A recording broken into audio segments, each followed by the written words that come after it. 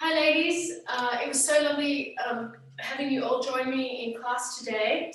I would love to show you the paper cutter choke in a little bit more detail so you guys can review, because I know the grips are a bit tricky. So we're going to start off with our cross-face side control, and we're going to switch our grips because we're going to switch our base, and then we're going to sit, switching base, so that my knee is blocking the hip as my hand is blocking the hip and I'm facing his knees. Now I'm going to post my weight on this foot so I can step this leg back to get into my quasi north-south position. Cool. All right, so now I'm here in this position that we've been working, where I've got this arm that's the overhook, and this arm where my elbow is wedged in by his armpit here. Okay, so from this angle, it looks like this.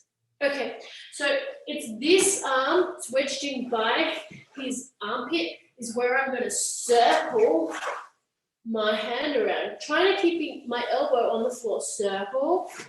And now I need to adjust, lift my belly off the ground or get up to my knees and find that grip. The grip looks like this. So I'm trying to, fingers in first, in the middle of this collar here. The grip is not easy to get, but if you make your adjustments with your body, you'll find it. So from here, I'm going to stack him up. So I drive with my feet to stack to make the New York sandwich. I've got my shoulder trapping his arm, my arm, his rib cage. If you guys want to have more pressure, you can drive your knee in by the side. Anything to make him uncomfortable. Keep him isolated, stop him from moving, and most importantly, stop him from rolling flat on his back to defend the choke, or actually rolling over to his knees, okay? We need to keep him still. Now, here's the opportunity where we put our second grip in for our choke, thumb in first.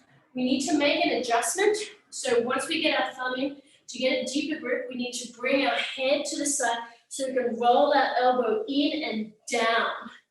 And now we want to drive the elbow to the floor while he is stacked. So there's plenty of leverage and movement to really sink this choke on. My bottom hand is also pulling. So I'm pulling this gi across his neck and driving my forearm across his throat.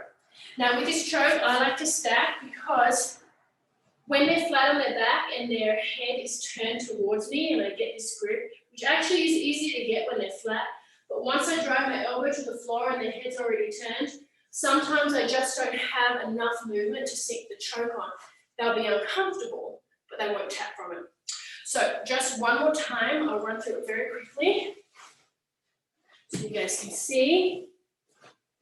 We're going to switch our hands to switch our base to go to north-south. Okay.